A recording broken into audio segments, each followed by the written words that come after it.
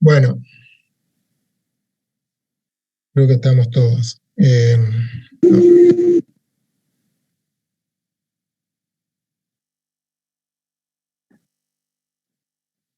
Bueno, entonces decíamos que en las uniones tipo deslizamiento crítico, solamente podemos utilizar, y ese concepto es importante que lo tengan incorporado, solamente la podemos materializar estas uniones si usamos tornillos de alta resistencia. No podemos hacer estas uniones, la de deslizamiento crítico, con tornillos de acero común, porque nunca llegamos a la situación de ajuste necesario para conformar una unión antideslizante, como se llamaban anteriormente. Por favor, necesito que quede claro estos dos tipos de uniones, estos dos tipos de forma de trabajo de las uniones, porque son muy distintas.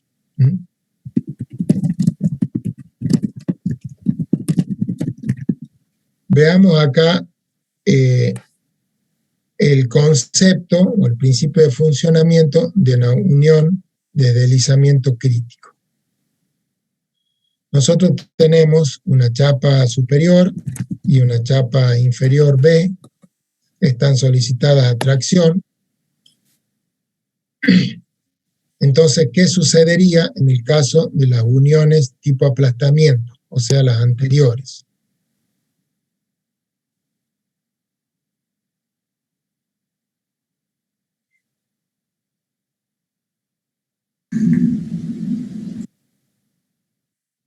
¿Qué sucedería en las uniones tipo aplastamiento? Que esta fuerza, esta chapa que tira a la izquierda y esta que tira a la derecha, producirían acá un corte en el bulón y las otras fallas que dijimos como aplastamiento, desgarramiento, etc. Básicamente produciría un corte en esta sección que le estoy indicando. ¿Qué pasa en este tipo de uniones de deslizamiento crítico? La solicitación es la misma, o sea, dos chapas traccionadas. Entonces nosotros tenemos acá un bulón, les reitero, de alta resistencia, porque si no, no puedo lograr el principio de trabajo de la unión, que se tracciona ajustando la tuerca, que se tracciona de manera tal que en esas partes negras que se ven ahí, se genera un roce entre la chapa superior y la inferior de tal magnitud que impide que se desplace la chapa A respecto de la chapa B. O sea, no hay desplazamiento de las chapas, producto de una gran compresión entre ellas, generada por ajustar y ajustar y ajustar el tornillo. O sea, traccionar el tornillo ajustándolo para lograr una alta compresión entre las dos chapas. Ese principio es el principio básico. Chicos, ¿alguien tiene abierto un micrófono? No sé si están tecleando o algo. Por favor. Entonces, ese es el principio básico, muy simple. Comprimir las chapas para generar un roce tal que impida el desplazamiento generado por la fuerza F. Si nosotros logramos eso, entonces ya no existe corte en esta sección del bulón, acá, como en el caso de las uniones tipo aplastamiento. ¿Por qué no existe corte? Porque esta chapa superior no se va a desplazar respecto a la chapa inferior, porque están altamente comprimidas. Y entonces no existe corte. Y ese es el concepto que nosotros queremos que ustedes tengan incorporados. Las chapas pueden estar, o la unión puede estar solicitada al corte, en una unión tipo deslizamiento crítico. Pero no existe corte en el tornillo. ¿Estamos? No existe corte, porque no hay desplazamiento de una chapa respecto a otra. Para que haya corte, se tiene que desplazar una chapa con respecto a otra, si no, no hay corte. ¿Mm? Bueno, ese principio quiero que lo tengan incorporado porque conceptualmente es importante para que no hagan macana en un examen o en un concepto general que tengan ustedes sobre este tema. ¿Qué fuerza se aplica a ese bulón?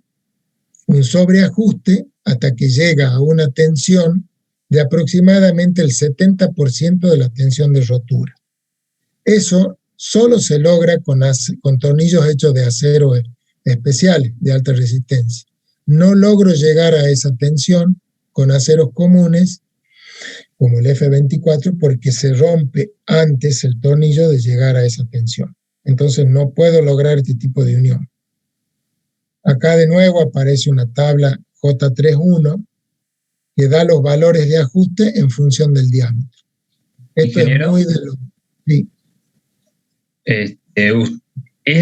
Ahí dice que tenemos que llegar a un 70% de la tensión de rotura, de tracción. Sí. Ahora, por esa tensión es un valor fijo, porque usted dice que no podemos usar tornillos comunes de acero común porque se rompen antes de ese valor. Sí.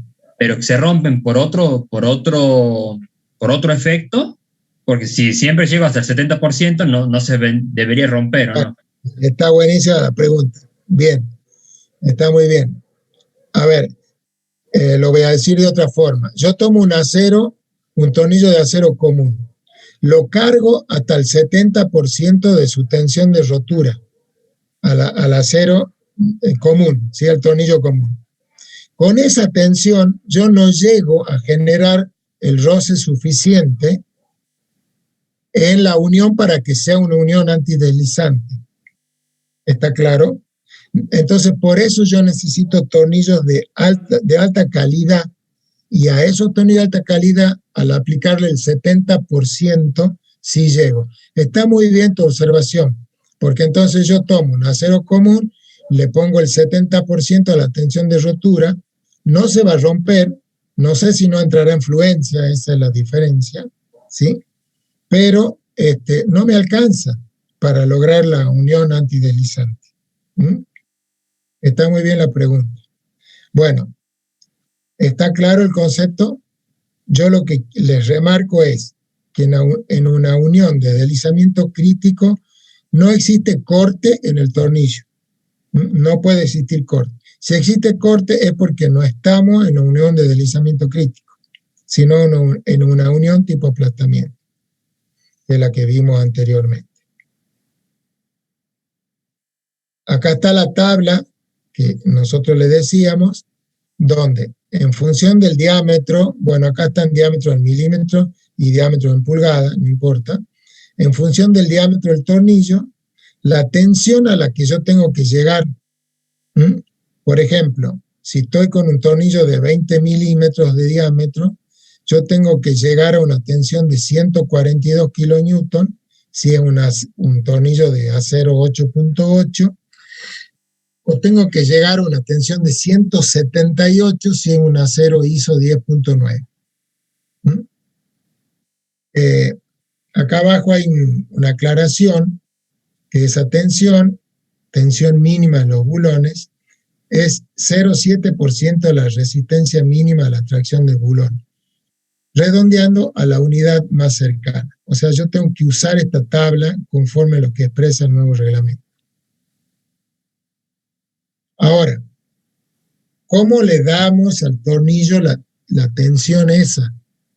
¿Cómo garantizamos que le estamos dando esa tensión para saber que la unión se va a transformar o se va a comportar, mejor dicho, como una unión de deslizamiento crítico?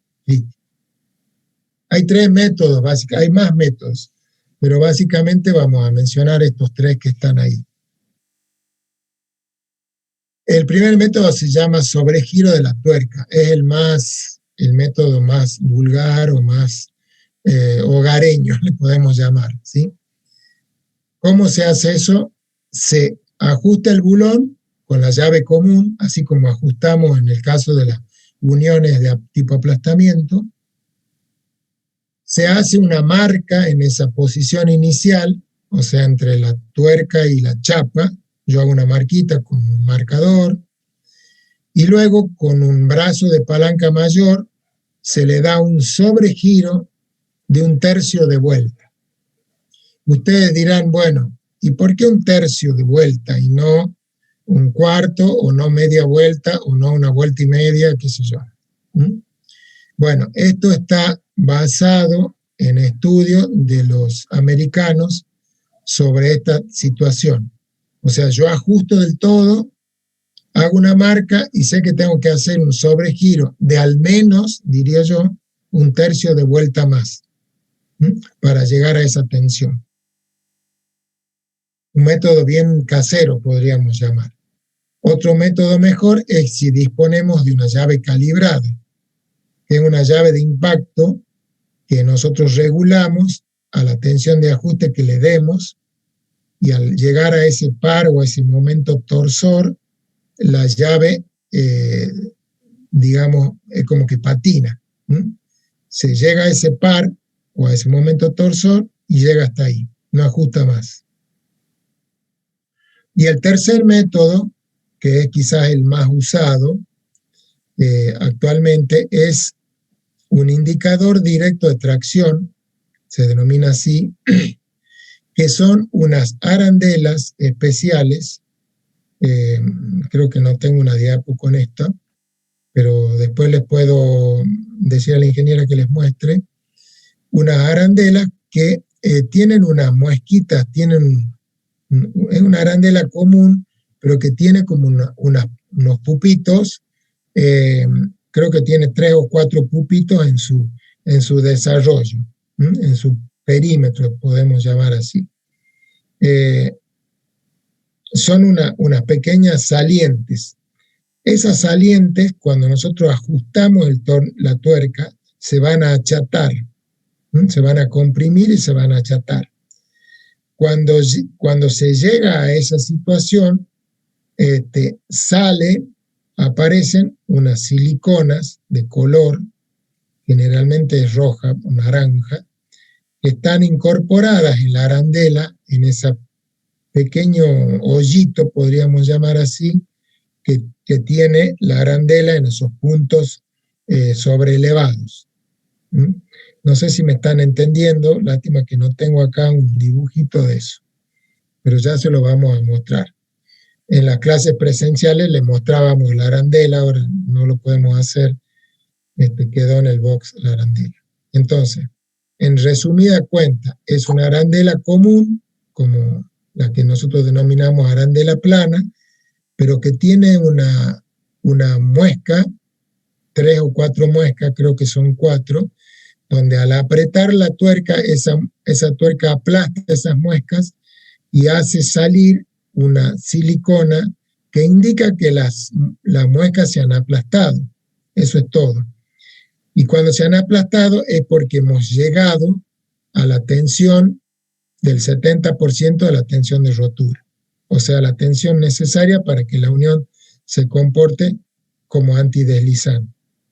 Ustedes también dirán, ¿y cómo sabemos qué arandela usar? Bueno, esto de nuevo es un sistema americano donde para cada diámetro de tornillo hay la arandela correspondiente. O sea, si yo tengo un tornillo, supongamos de 16 milímetros, tengo que usar la arandela correspondiente a 16 milímetros. Y esa arandela ya está estudiada, fabricada, controlada, probada, que cuando se aplasten las muescas es porque estamos llegando a la tensión que buscamos. Este método de indicador directo de tracción es el más usado porque es muy rápido, porque simplemente se pone la arandela, se pone la tuerca y generalmente con pistolas neumáticas o eléctricas se ajusta hasta que aparece esa silicona, con lo cual me indica que ya hemos llegado a la tensión que necesitamos. Bueno, estos son los 3 métodos más usados. Como le digo, el más usado es las arandelas y también el método segundo, que es el de la llave calibrada, porque en definitiva no es más que un dinamómetro o un torquímetro. Bueno, volvamos al principio de funcionamiento de estas uniones. Tenemos la chapa A, ahora la hemos abierto, digamos, a la unión, y la chapa B. Tenemos el tornillo, que denominamos bulón, y por abajo de todos, acá la arandela. La arandela y la tuerca. Al ajustar y ajustar el tornillo, me aparece un área de fricción, que es esa que está marcada acá. Un área de fricción. Esta tracción en el bulón da una alta compresión entre las piezas a unir, generando una resistencia al deslizamiento de una chapa con respecto a otra. Ese es el principio de funcionamiento. Entonces, ¿cuál va a ser la resistencia al deslizamiento? Va a ser un coeficiente de roce entre las chapas, que se llama mu, multiplicado por una fuerza de apriete del bulón. Y fíjense que eso está bien. ¿Por qué? Vuelvo a la anterior. Porque mientras yo más traccione el bulón, o sea, esta fuerza T, más comprimo las chapas, la A con la B. Y al comprimir más las chapas, voy a generar más fricción. ¿Bien? Pero tengo un coeficiente de roce entre las chapas, que por supuesto también participa acá, como multiplicando esa tracción en el tornillo. Entonces, acá vemos que la resistencia al deslizamiento depende de la tracción que le demos al tornillo y del coeficiente de roce. Y acá en rojo le pongo bien el concepto. Si la fuerza a transmitir, o sea, esta fuerza F, ¿sí?, a transmitir, es menor que la resistencia al deslizamiento, no habrá deslizamiento en la unión, y entonces la unión va a ser una unión de deslizamiento crítico. Si esto no se cumple, o sea, si la fuerza a transmitir es mayor que la resistencia al deslizamiento, sí va a haber deslizamiento, y entonces, ¿en qué se transforma esta unión? En una unión tipo aplastamiento, o sea, la que vimos anteriormente. ¿Está claro el concepto? Bien. ¿Cuánto vale ese coeficiente de roce? La norma considera que el caso estándar vale 0,33 para la superficie solamente limpiada y sin revestimientos, o sea, sin pintura, nada. Yo lo puedo, o sea, fíjense que es un valor bajo. Entonces, al ser ese un valor bajo, me obliga a que la fuerza T sea cada vez mayor. No sé si se entiende acá esta ecuación que yo pongo. La resistencia al deslizamiento es mu por T. ¿Qué es lo que genera el deslizamiento? Es esta fuerza F, ¿sí? O sea, si yo acá pongo F igual a mu por T, estaría en una situación de equilibrio entre la fuerza que actúa, que tiende a deslizar las chapas, y entre las fuerzas que tienden a que no se deslicen las chapas. ¿Bien? Entonces, fíjense que mu es bajo en el estado natural.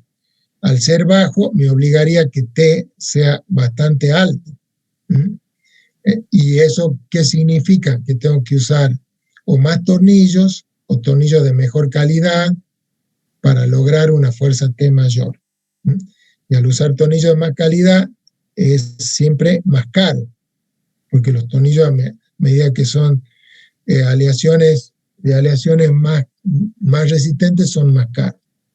Yo lo puedo mejorar al coeficiente mu, lo puedo llevar a un valor de 0,50 cuando a la superficie se la trata con chorro de arena o soplete de oxiacetileno.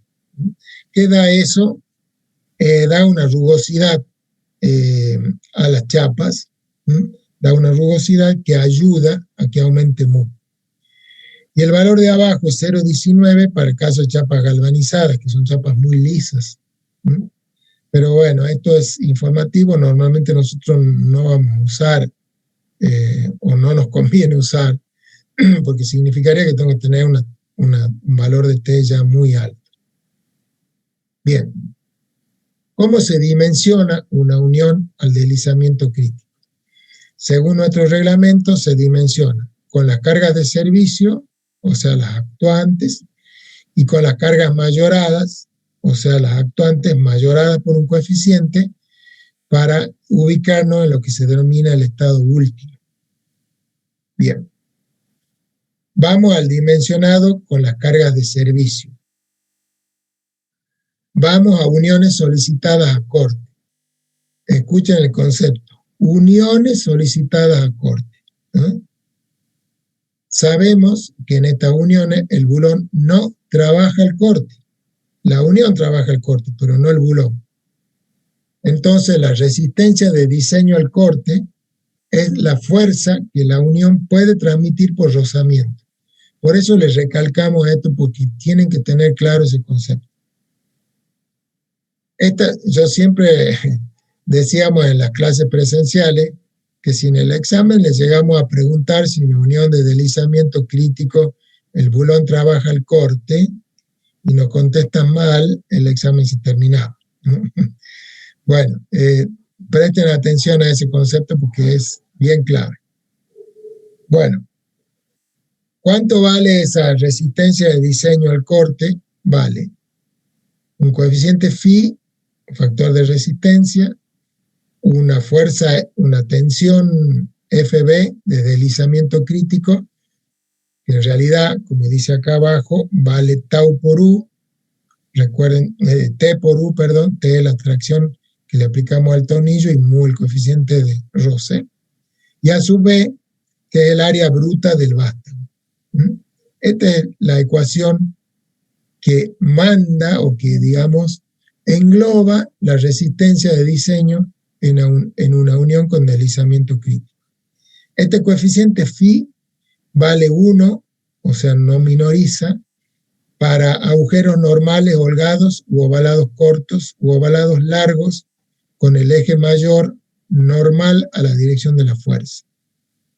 Y 0,85 cuando el eje mayor es paralelo a la dirección de la fuerza. Ahí sí minoriza. Bien, FB está indicado en la tabla AJ32 del reglamento, que es esta tabla que tenemos acá.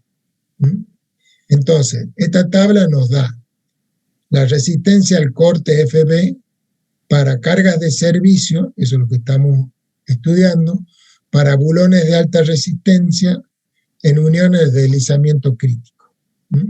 Y acá tenemos dos tipos de acero, que son lo que más frecuentemente tenemos. Bueno, en realidad hay 4 tipos de acero, en el caso de los distintos tipos de agujeros, y directamente nos da el valor de FB. Los valores de esta tabla, dice, responden a un coeficiente mu de 0,33, o sea, el común, el básico.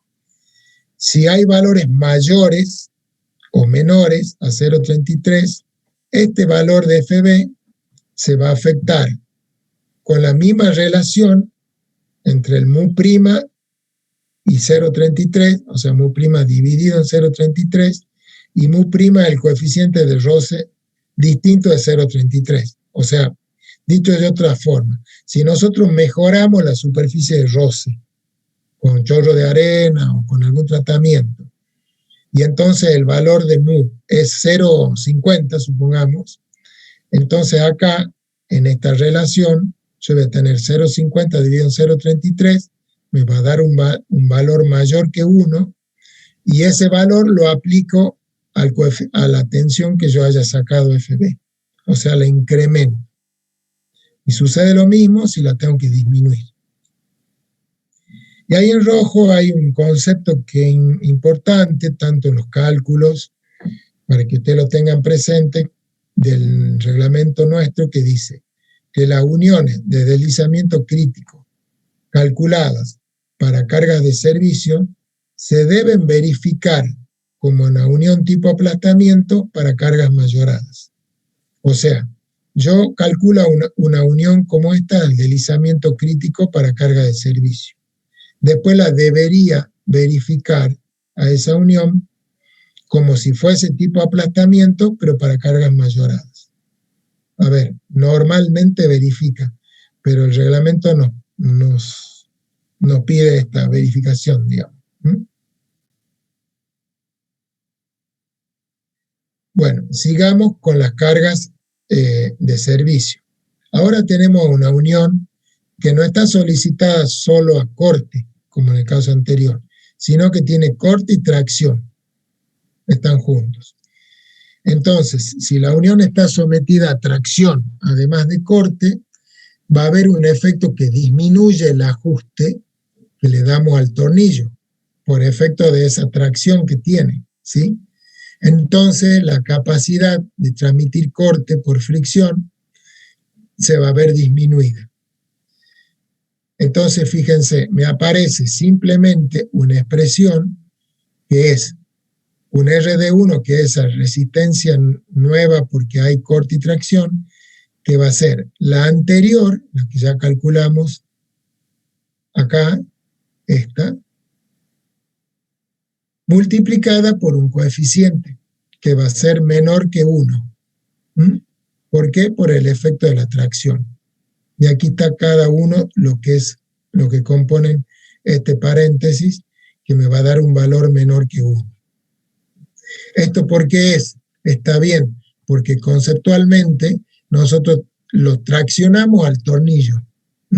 Y ahora de pronto tenemos una fuerza que tira y entonces se opone a lo que estamos haciendo. Por lo tanto, lo único que hacemos es disminuir la resistencia, nada más. Ahora vayamos al caso que nos soliciten una unión de deslizamiento crítico hecho con cargas mayoradas, o sea, lo que se denomina estado último. Bien. De nuevo, veamos uniones solicitadas a corte primero. Entonces, la fuerza de diseño al deslizamiento tiene que ser mayor que la fuerza requerida de corte, pero en este caso es una fuerza que está aumentada porque está mayorada.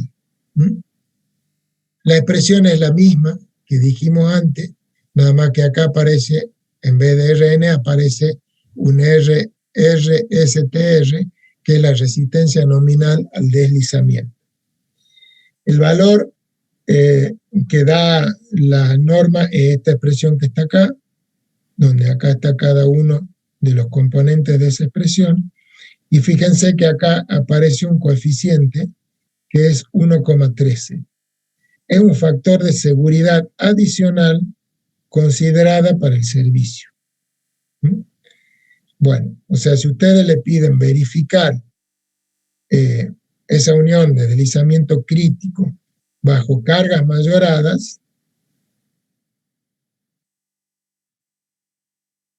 tenemos que usar esta expresión y acá aparece este coeficiente 1,13.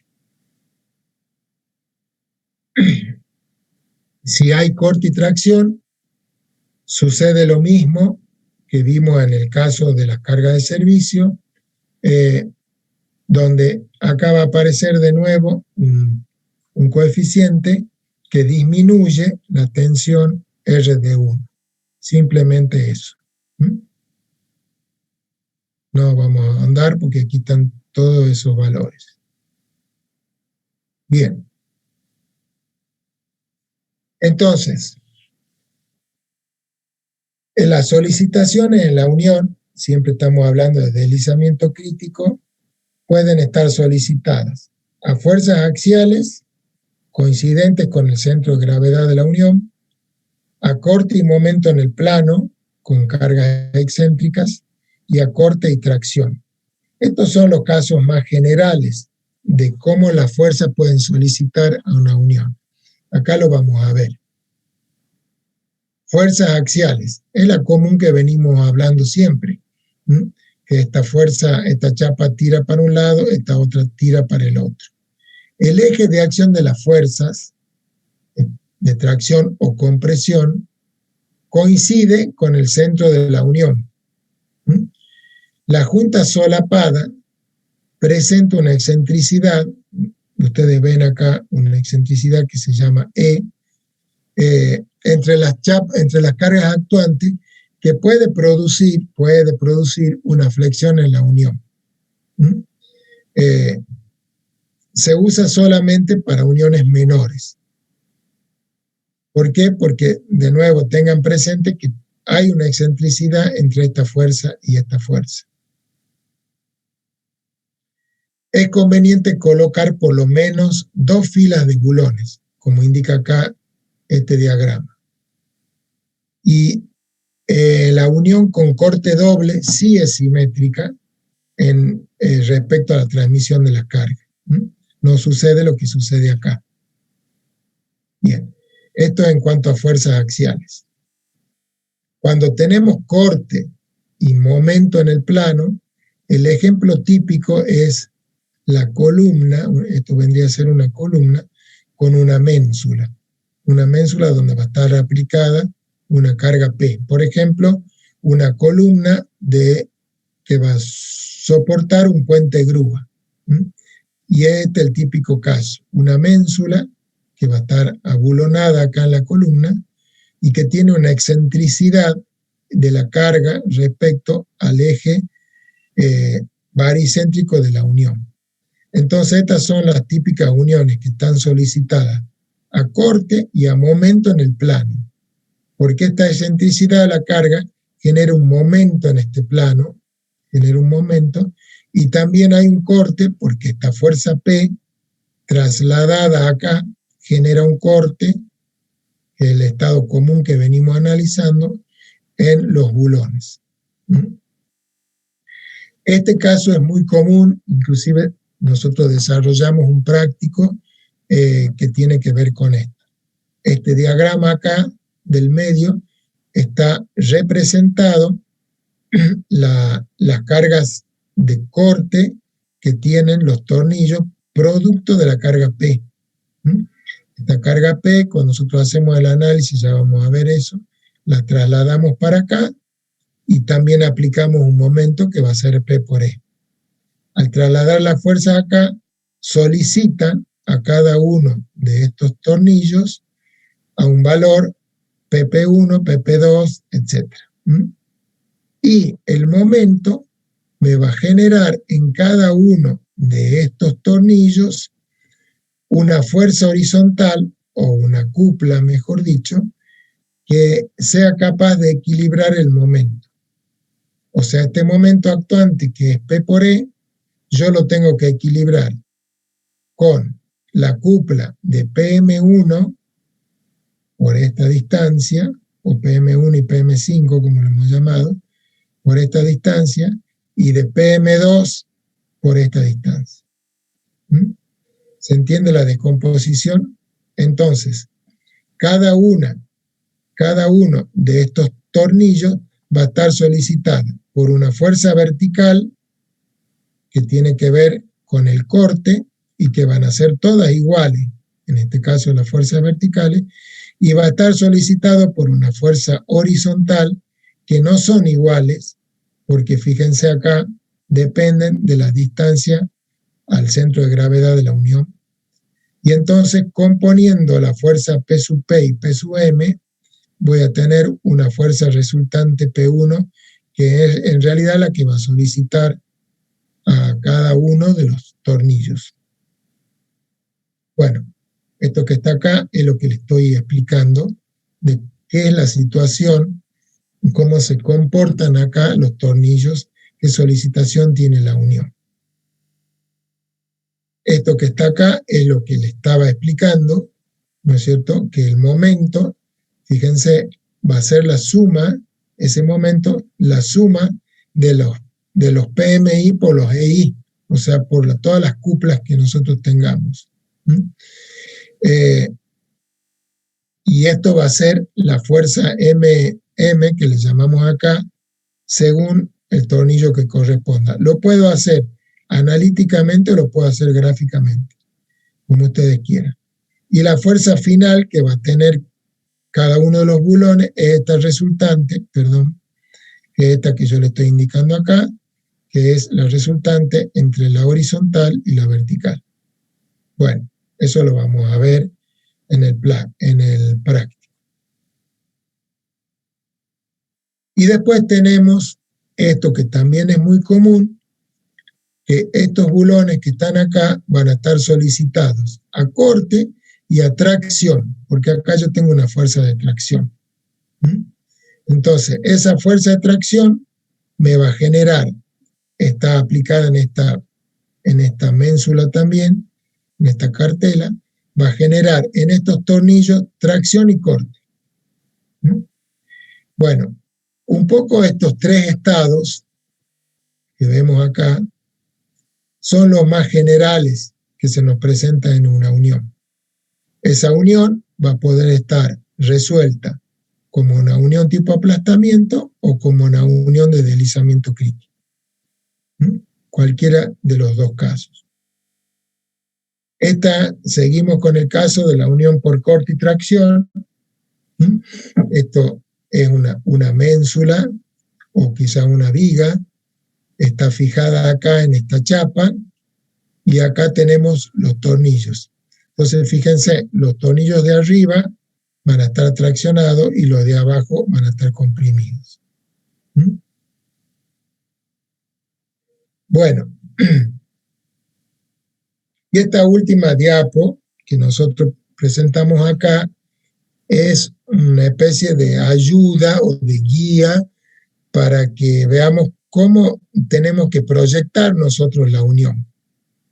Este cuadrito es interesante porque nos ayuda no solo en los prácticos, sino que nos ubica un poco en lo que hemos hablado y nos va a ayudar a orientarnos en cómo plantear la unión. Yo les quiero reiterar lo que hemos dicho al principio de la primera clase cuando hablábamos de unión.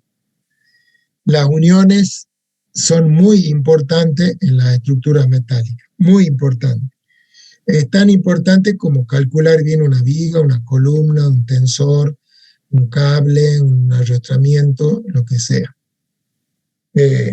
Nosotros tenemos que tener mucho cuidado cuando estudiemos una unión, cuando la diseñemos, cuando la proyectemos y cuando la materialicemos, o sea, cuando la hagamos construir en taller, porque es la base de un buen comportamiento de la estructura. De nada sirve tener un buen cálculo de la unión y con todo lo que estamos estudiando y analizando, si después en el taller el constructor va a hacer cualquier cosa y nosotros no lo estamos controlando. El tipo tiene que hacer lo que nosotros hemos calculado en el papel. Siempre les digo eso. Si una unión tiene que ser una unión que pueda transmitir momento, supongamos, tiene que estar